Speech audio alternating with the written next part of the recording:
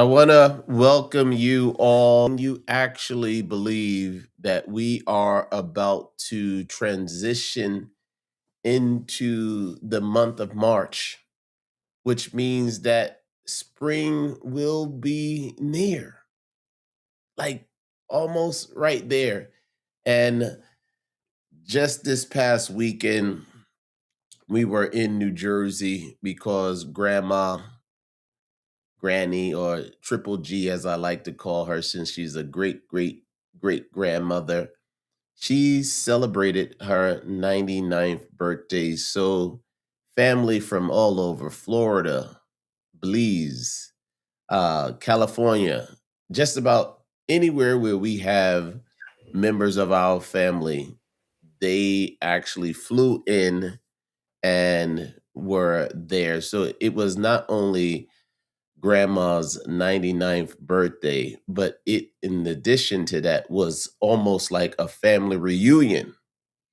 But that was Saturday night. On Sunday, we got word that, hey, there is a nor'easter coming, and it's going to have blizzard type characteristics. So I spoke to dad yesterday, and he tells me that they got probably 20 to 24 inches of snow. So we worked our way back to Virginia, right? And in working our way back to Virginia, luckily, I would say we were able to avoid most, if not all of that. I think in Virginia here, we only got maybe 3 to 4 inches of snow, and we came the back way because nor'easters, they travel up the coast, and because of the water and all of those things, they typically bring a lot of snow. I even was able to read that in places in Rhode Island, I think Rhode Island got hit the hardest, and they got hit with 31 inches of snow. Whew.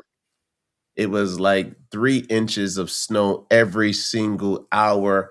And welcome and thank you, Eunice, for joining another wonderful winning Wednesday. If you guys can bear with me, I just need to update really quickly what we are going to be talking about today, because today we are talking about personal guarantees and why they actually hurt. So I need to quickly update the banner so that it reads to what we're going to be speaking to, and we can get started. How is your day coming along, Eunice? Pretty well. It's been a busy day in and out of meetings all day, but it's been a good day. I'm happy that we're here. We're doing this, talking about personal guarantees. I think we've talked about this before, but it's one of those things that I believe that are also important for many to understand because those personal guarantees can sure hurt you, and you need to know when is the right time to do it, when is not the right time for you to do that personal guarantee, and learn how best to avoid doing that or using personal guarantee when you are running your business.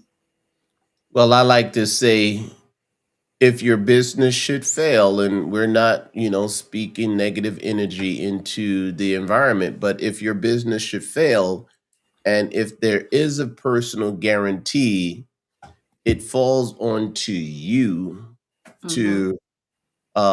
to sponsor those debts. I remember when I was just out of high school, I was working at a law firm in New York City. I was working in the law room, in the mail room, file room, before I actually went to college. And I remember there was an IBM technician who came in to repair our photocopier.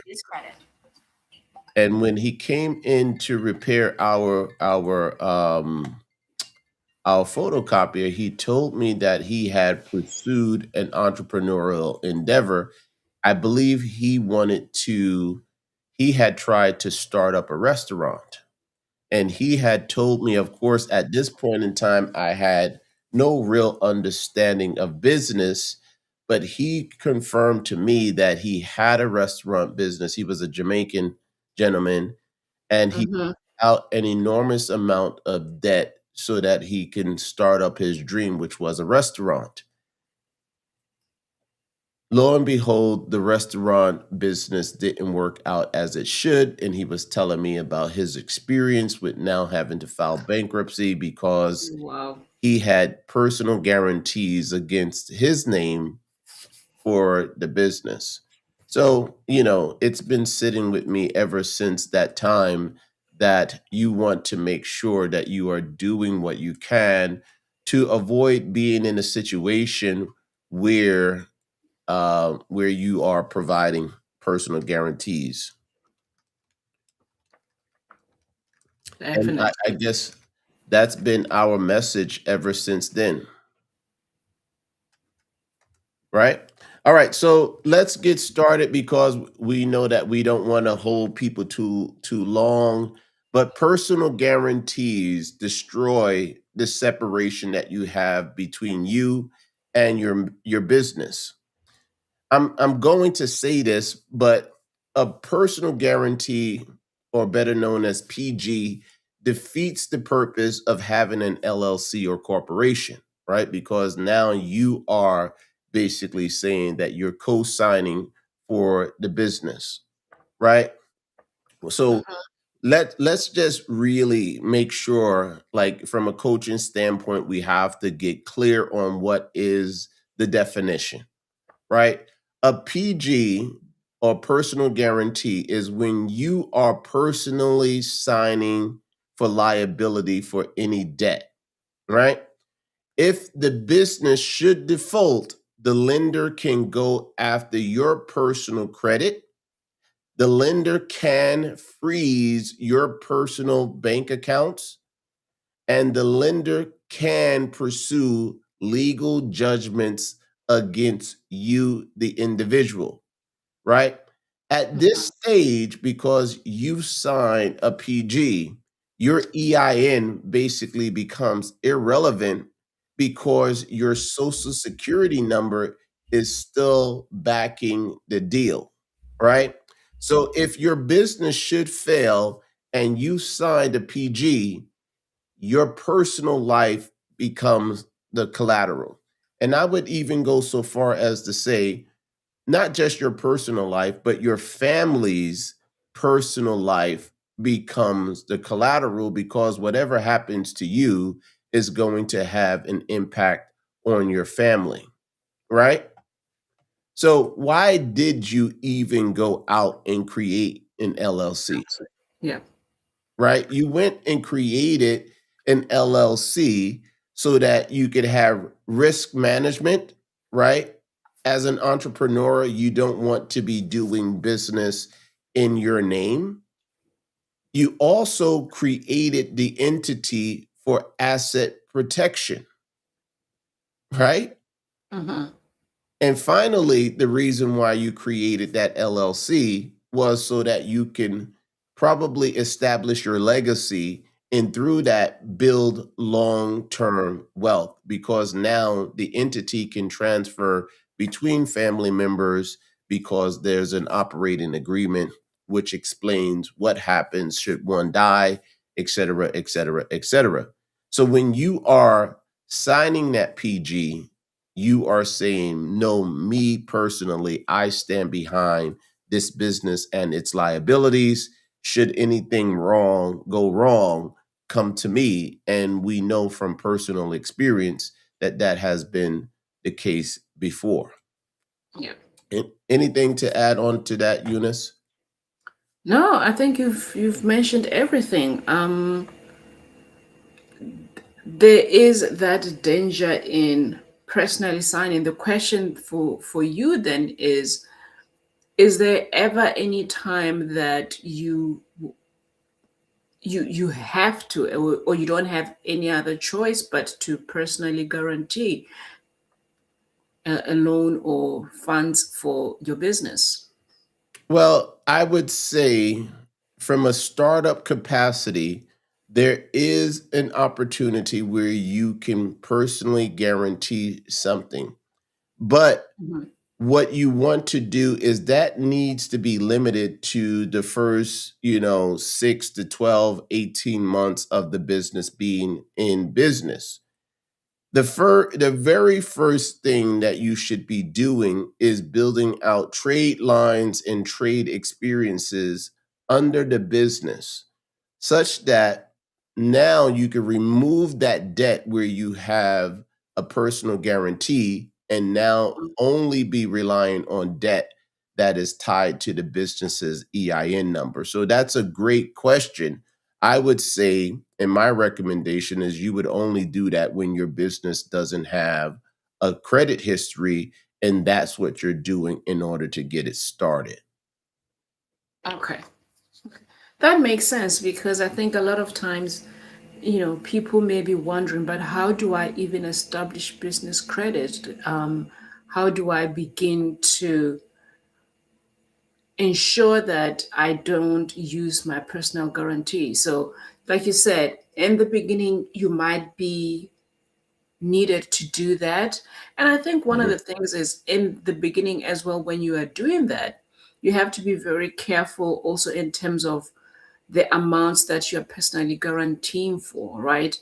It Mm. wouldn't make sense to overwhelm yourselves to the extent that if, and we're not saying, your business is going to go close down, but in the event that if something does happen and you are forced to close down, that you have not put all your assets in jeopardy, right? So if the less the amount that you have to personally guarantee as you're building that credit, the better, because once then you are in a good spot where now you have established that business credit, you know that you no longer have to now personally guarantee.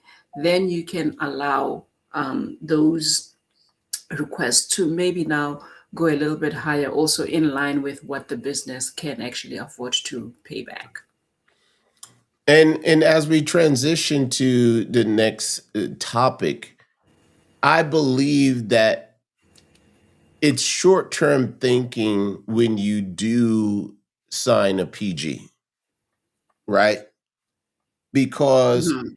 when you sign with a PG, you become a cap on the growth of your business. You see what I'm saying? Mhm. So personal guarantees, although that might be a short-term fix so that you can get access to capital, you are going to be capped because when they are looking to have you be a signer on the loan or the credit obligation, they're going to look at your personal FICO score. So whatever is there on your personal side is going to be impacted there on the business side. So your personal FICO score, and you wouldn't believe how many conversations I have had with individuals who told me that they wanted to start a business, but they wanted to do it using business credit because their personal credit was in the basement. I told them it's going to be very difficult, but you can do it, but you're going to have to go through the long process of starting at tier one, working your way up from tier one to tier two, tier three to tier four, etc. And that's where the honeypot is. So when you are basically providing a personal guarantee, you are capping your growth because it's all going to be tied to your personal finance score. It's going to be tied to your personal debt to income ratio. And it's also going to be tied to your personal credit utilization, right? And in my famous Matthew McConaughey voice, you become the bottleneck. And why should you do that when there is an alternative path for you besides using your own social security number, right? Mhm. Now, if you contrast this when you're building out using your EIN is all that you need for approval, right? that lender is going to be checking with the business credit reporting agency. So that's going to be Dun and Bradstreet, Experian Business, and Equifax Business. They're going to be looking at your Paydex score on the DMB side, and they're going to be looking at your IntelliScore. Plus, there are other scores that are there as well, that you have to be aware of. But for the most part, you've made that transition and rely rather than relying on you personally, your your credit obligation is going to be underwritten by the business, which is probably going to be some type of revenue based underwriting from there. Mm. So basically, here is if you, there's a second component to this, and I always stress that you would probably want to work with a community bank, a CDFI, or similar, a credit union, right? Because traditional banks such as Chase, Bank of America, they typically always will require a PG. You might even be able to go to a regional where they won't require a PG, but most regionals will require a PG as well, especially if it's an early stage business and it doesn't have a strong credit history, right? Mhm. So, a second bit of advice is avoid PGs, work with smaller institutions such as community banks and credit unions. Shout out to all of the in our local area, Apple Credit Union in Northwest Federal Credit Union, because I know plenty of people who have done business with those two entities, and they have always said positive things about working with those two entities. So let's close off this particular topic, Eunice. And the big takeaway that we want you to have here is your if your personal credit, right, is being used for your business, right? Give me 1 second. If your personal credit is carrying your business, you don't own a business, you now own another liability, right? Mm. You are going to have to pay for that business should things not work out as you 100% desired. And I know of no business owner who has ever moved forward thinking that their business was not going to be successful. Similar to the copier Yeah. repairman, he I never tasted his food, but he told me that he was a great cook. Everybody in his neighborhood was always coming to him and asking him to make this dish, that dish, or another dish. But Mhm. the dynamics of the game change when you have overhead. The dynamics Oh of the yeah. game changes when you have uh payroll. The dynamics of the game change when you have rent and other expenses. And this is why we are here basically helping our community to be in a position where they're not making some of those same mistakes. And to also advise, we are also coming at this from a perspective of we have run into similar errors when we were creating our credit. And what we're now in a position to do is helping others to avoid the same mistakes that we have made, right? Yeah. Yeah. So you asked the question, there is a path to no PG funding, right? But that path requires structure. And the structure and the process is what we are introducing to our community. I actually was having a conversation on text with a young lady, and she told me she knew about business credit, but she started working on it nearly 2 years ago, right? Mhm. literally, you can work your way through the tiers, I would say, in 3, 6, or 9 months. So when she told me she knew what business credit was, but it had been 2 years, I told her at this stage, if she had followed the proper structure and processes, she would have been at tier 4 at this point in time, and she would have had access to larger lines of credits and loans at the same time, right?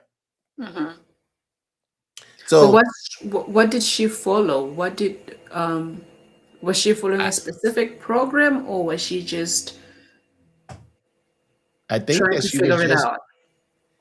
I think that she was relying on the internet, and she was relying on other mediums that were advising her. At this point in time, I would have to assume that there are people who are using capabilities such as ChatGPT and others that would advise them on how to do this, right? But the major thing is you have to be working with vendors who are reporting, right? Yeah, yeah, You have to be working with vendors who are reporting, and that is something that is constantly, I believe, the one biggest hiccup that people run into is the fact that they are continuing to work with vendors and those vendors aren't reporting.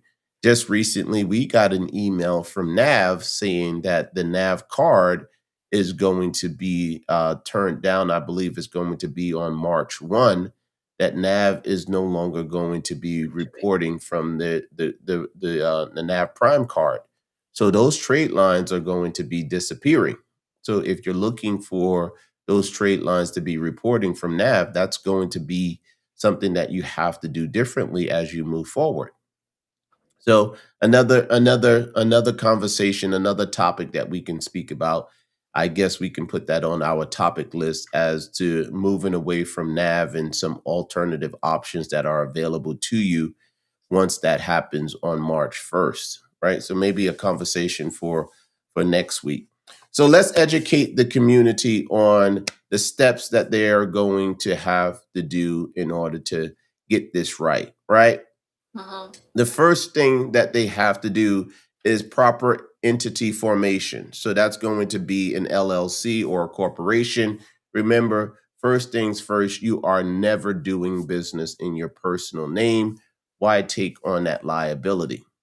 The next thing that the lending sources, funding sources are looking for is a business phone number. Do not use at Gmail, at Hotmail, depending on your age, and even depending further on your age, and at AOL.com, right?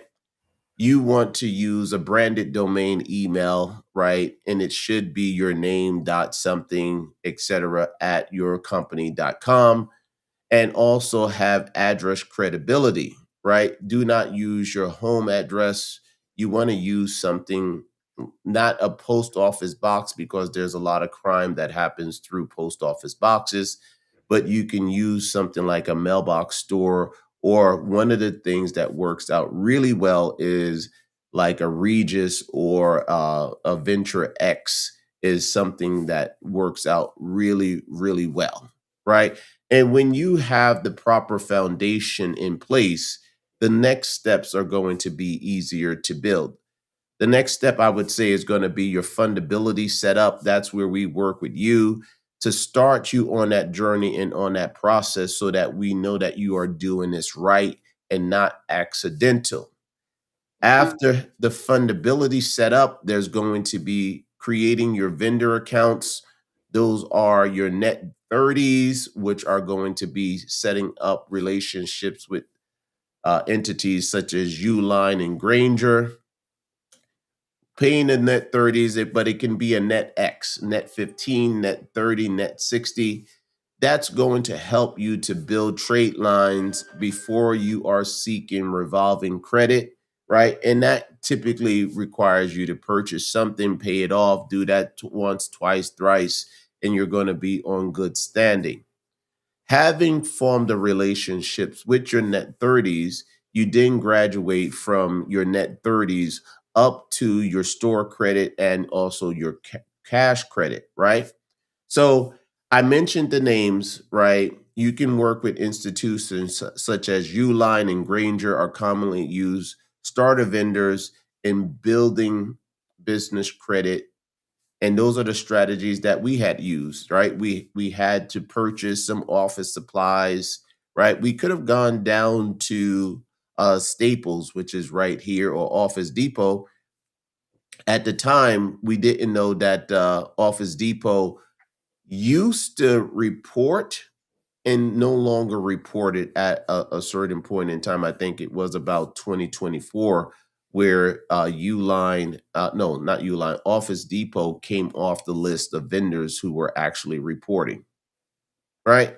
So as we close off that particular topic, I think the biggest takeaway that I want the audience to hear and hear us clear is that no PG funding isn't about tricks.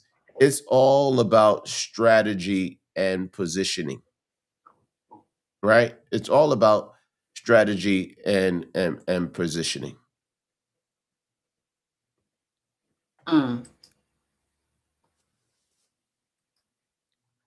So I'm going to ask this question to our audience as we come on to the bottom of the hour. And I'm comfortable asking the uncomfortable conversations or having the uncomfortable conversations with my clients because I am a coach, right? So let me ask the audience something uncomfortable, right? And to the audience, I want to ask you this question. If your business failed tomorrow, would your house, your savings, and your personal credit go down with it? Mm. That's a tough question to ask. Because if you sign a personal guarantee, your business isn't protecting you. What you have done is you protected the lender and given them another entity or name to go and chase to secure that debt obligation, right? If the business should fail, right? So today, we hope that we have had an educated conversation about why personal guarantees hurt and show you all out there who are serious business owners about why you want to avoid them at all costs. It's good from a startup perspective very early on in your business. You're trying to get things going, right? But it should not be something that if you're in business, I would say post 12 months, those credit obligations should have gone away, disappeared, and now you're only working under your EIN number, right? Hmm. So I know that we at some points in time are belaboring the points just a little bit, right? But I think you have to communicate certain things several times over so that your audience can hear what it is that you're saying, right? And we're ready to close out. If anyone has any questions, right, I want them to put their questions into the chat, right? And allow anyone to ask any questions that are there. How would you close us out, Eunice? Well, I guess, starting a business is nobody starts a business for it to fail, and nobody starts a business with the intention of that business just being temporary and being a nightmare.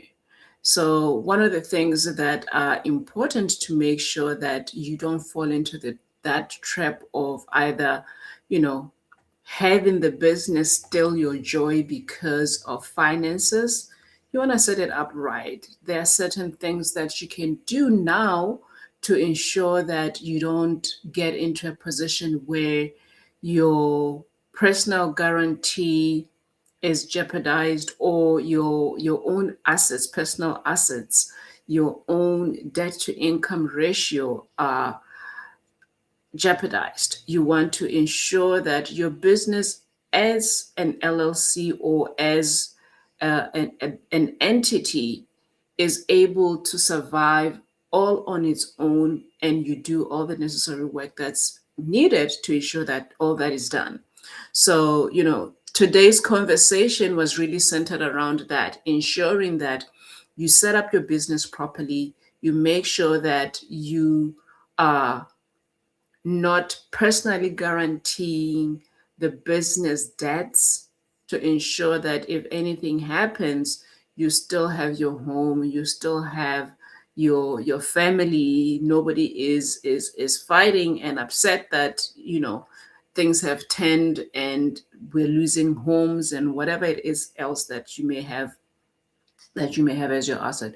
So do the right thing, and it's this conversations are just to enlighten, to share information, to share knowledge. If there's anything that you would like to ask, reach out to us. We are open books, I believe. We because a lot of these things are things that we personally went through, even in our own business when we first started and where we are. These are things that we are living proof of. So we're not telling you things that we just read about and are curious about. It's things that we also have experienced. So we're willing to share information and to ensure that as a community out there of entrepreneurs, we know that the economy needs us. So we want to make sure that we do our part to share all this information. If you have any other information that you need to find out, if you look on the top, on my top, my Yeah. left, top right left, there is that QR code. Click on the QR code, get in touch with us, and let's see if we can share any information that will help your business thrive.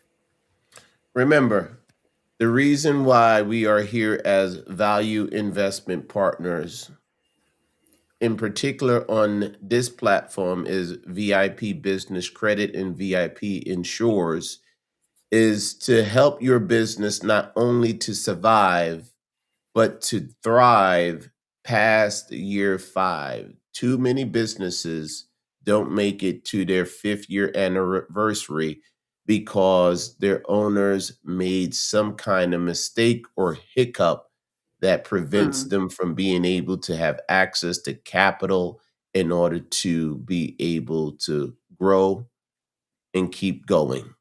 So, with that being said, we are going to be speaking about in our next session, we're going to talk about when to use cash, when to use credit, or policy loans in your business, right? I'm Mhm. going to be looking for an expert over the next week who can actually join us and have that conversation further. I actually had a conversation with a CPA who is actually working with others to basically have alternatives that reduces their amount of taxable income, but also puts it into uh, uh, growth vehicles that could allow it to grow, whether or not if that's a Roth. And we were having a very good conversation about using cash value life insurance policies as an alternative to that. So we want to wish you another wonderful winning Wednesday. Know that spring is right around the corner. Yeah. Stay up, especially for our folks up north. I understand after, getting between a foot to 2 feet of snow, there's supposed to be additional inclement weather coming back. I just saw a text message that many of my family members who were traveling from California, from Florida, they've been able to make it back home. So keep warm, stay in there. Winter is almost through and spring will be here soon enough. So take care until next week. Thank you for joining us.